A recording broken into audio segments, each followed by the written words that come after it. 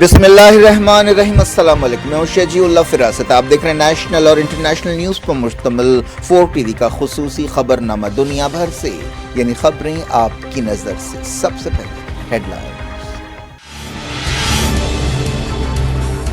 افغانستان کے بلخ صوبے میں طالبان گورنر بم دھماکے میں ہلاک۔ داؤد مزمل داعش کے دشمن تھے۔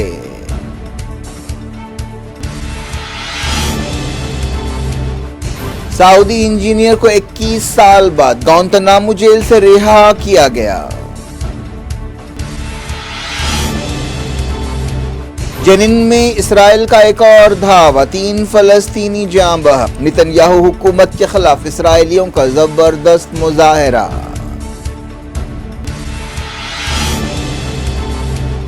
ملیشیا کے سابق وزیر اعظم محی الدین یاسین کرپشن کیس میں گرفتار۔ نجیب رزاق کے بعد سلاخوں کے پیچھے جانے والے دوسرے لیڈر۔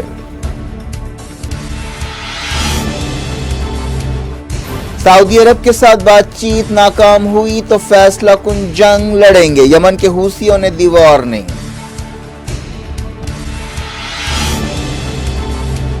جارجیا کی حکومت نے زبردست عوامی احتجاج کے بعد متنازع بل واپس لے لیا۔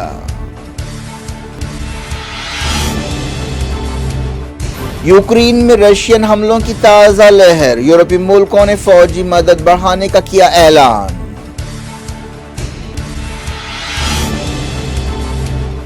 مودی اور اینتھنی البنیز نے انڈیا آسٹریلیا کرکٹ میچ دیکھا۔ احمد آباد ٹیسٹ کے پہلے دن عثمان خواجہ کی سنچری۔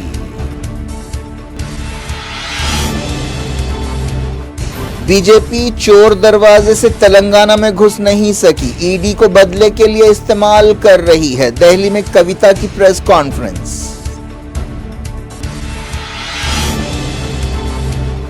کیلنڈر اور پپو پیجر جیسے کردار نبھانے والے ستیش کوشک نہیں رہے۔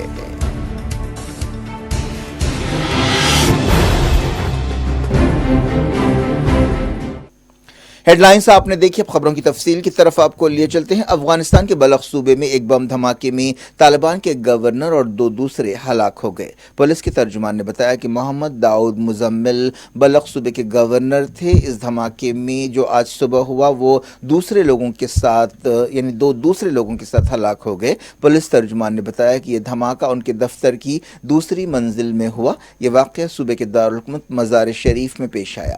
پولیس ترجمان نے بتایا کہ یہ ایک خودکش حملہ تھا۔ انہوں نے کہا کہ ہمارے پاس خبر نہیں ہے کہ خودکش بمبردار کیسے گورنر کے دفتر میں پہنچا۔ دھماکے میں 2 دوسرے لوگ زخمی بھی ہوئے۔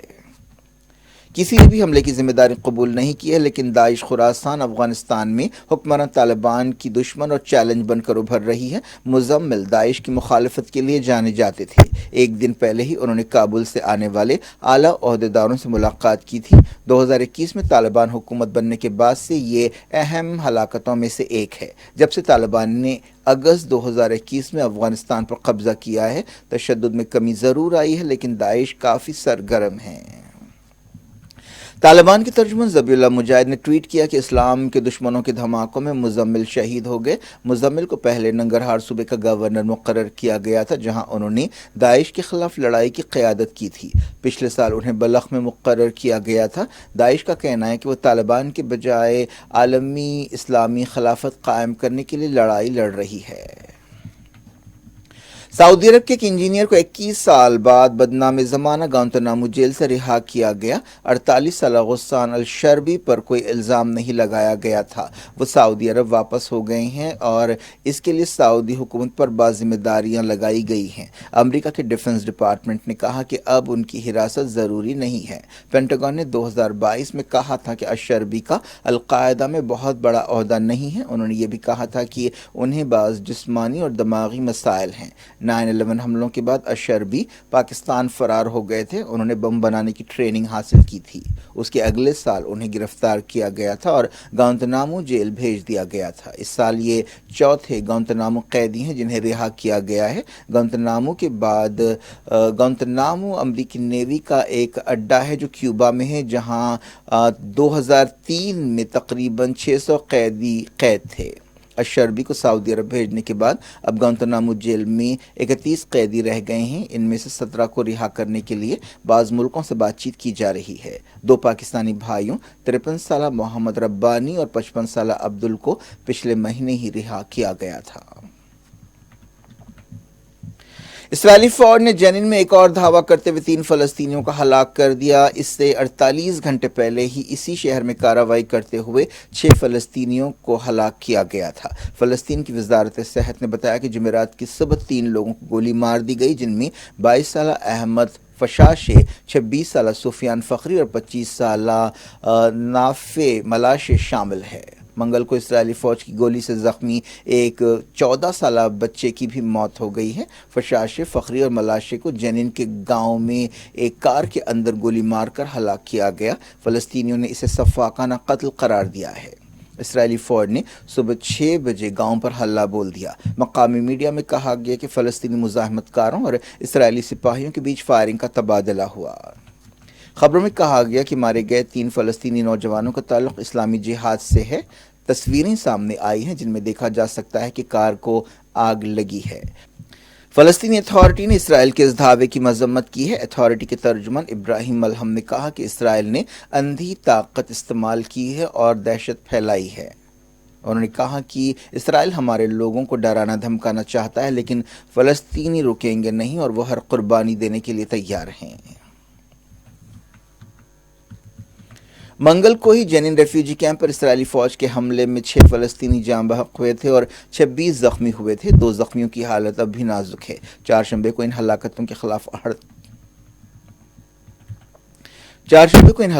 خلاف ہڑتال کی گئی۔ اسرائیلی فوج اور یہودی آباد کاروں کے حملوں میں اس سال اب تک 78 فلسطینی جاں بحق ہو چکے ہیں، جن میں 14 بچے اور ایک عورت شامل ہے۔ اسی سال فلسطینی حملوں میں 13 اسرائیلی اور ایک یوکرینی بھی ہلاک ہوئے ہیں۔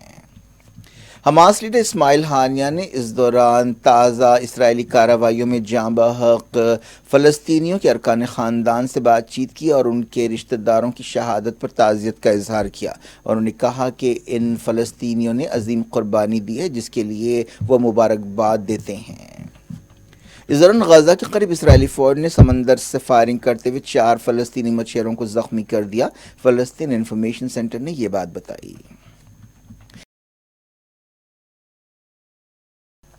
اسرائیل میں حکومت کے خلاف بڑے پیمانے پر مظاہرے کیے گئے ہیں۔ عدالت کے اختیارات کم کرنے کے ایک منصوبے کے خلاف کئی دنوں سے اس طرح کے مظاہرے ہو رہے ہیں۔ تازہ خبروں میں کہا گیا کہ احتجاجیوں نے ایالون ہائی وے بند کر دی۔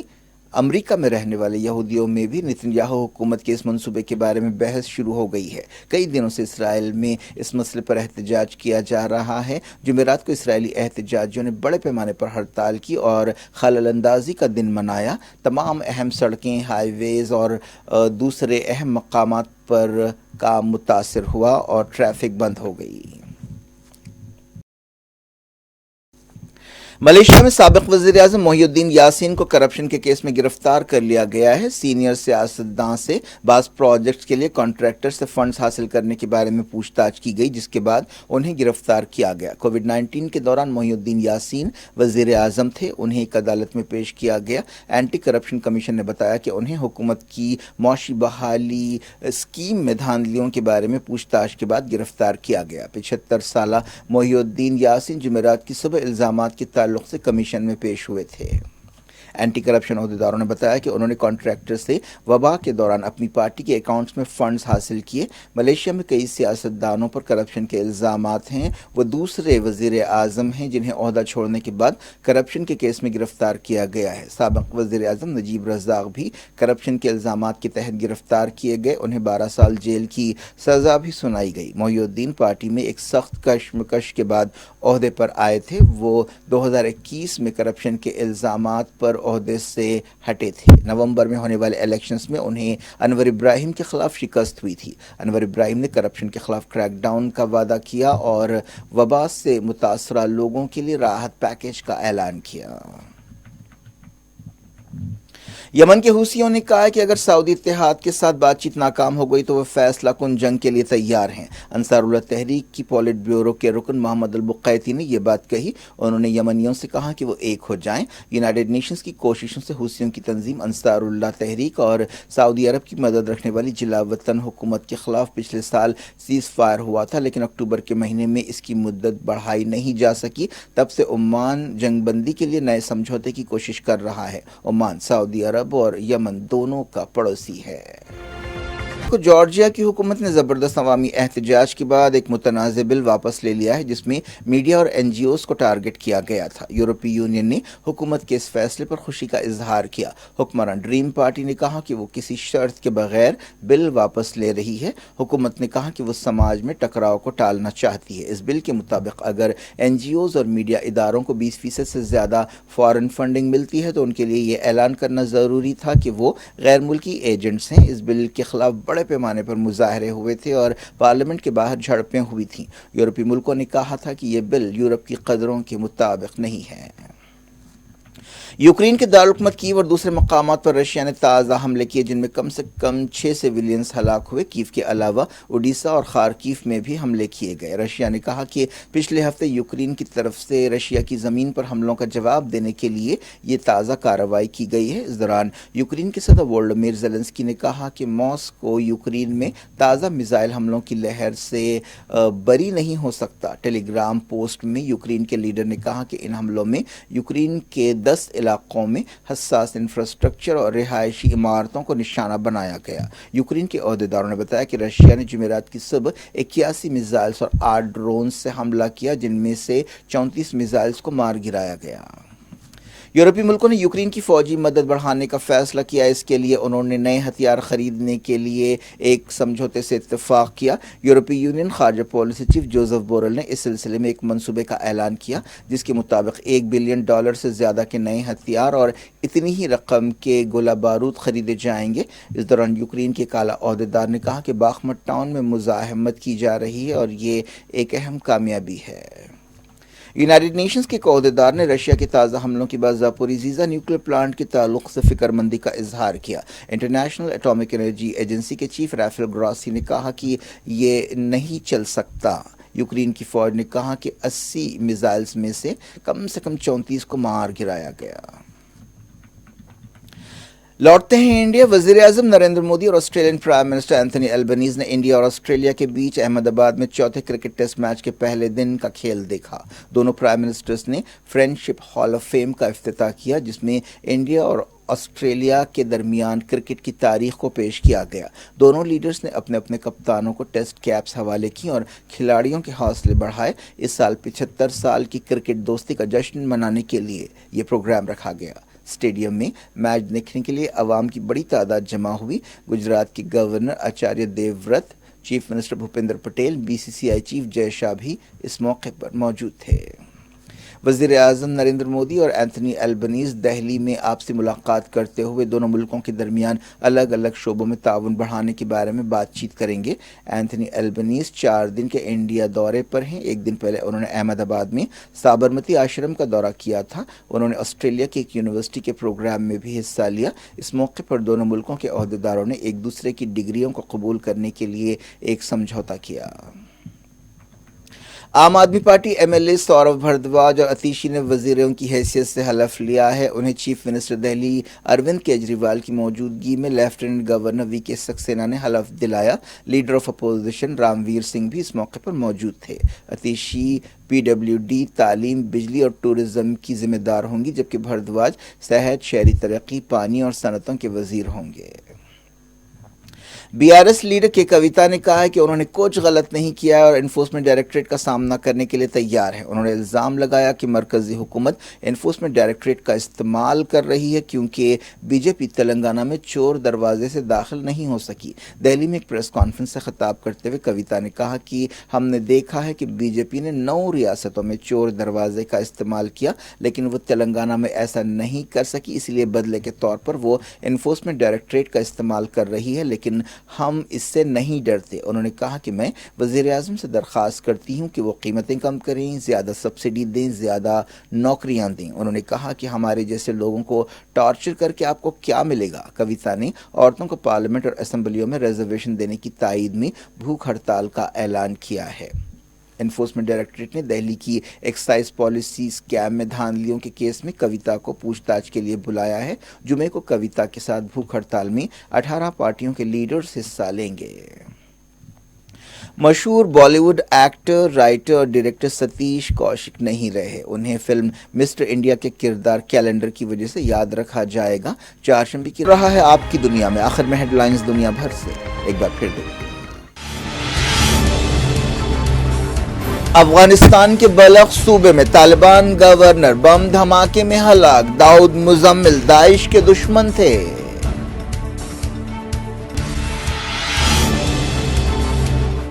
سعودی انجینئر کو 21 سال بعد گوانتانامو جیل سے رہا کیا گیا۔ جنین میں اسرائیل کا ایک اور دھاوا، 3 فلسطینی جاں بحق۔ نتن یاہو حکومت کے خلاف اسرائیلیوں کا زبردست مظاہرہ۔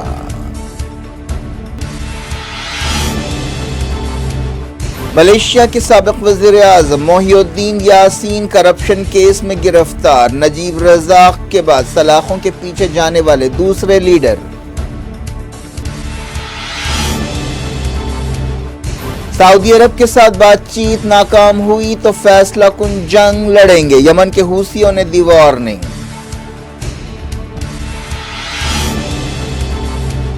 جارجیا کی حکومت نے زبردست عوامی احتجاج کے بعد متنازع بل واپس لے لیا۔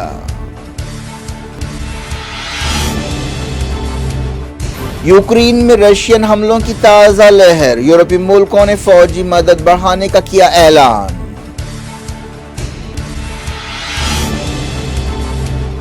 مودی اور اینتھنی البنیز نے انڈیا آسٹریلیا کرکٹ میچ دیکھا۔ احمد آباد ٹیسٹ کے پہلے دن عثمان خواجہ کی سنچری۔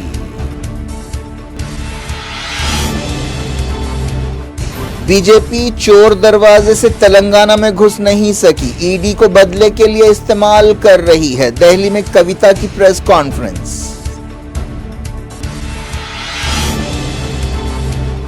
کیلنڈر اور پپو پیجر جیسے کردار نبھانے والے ستیش کوشک نہیں رہے۔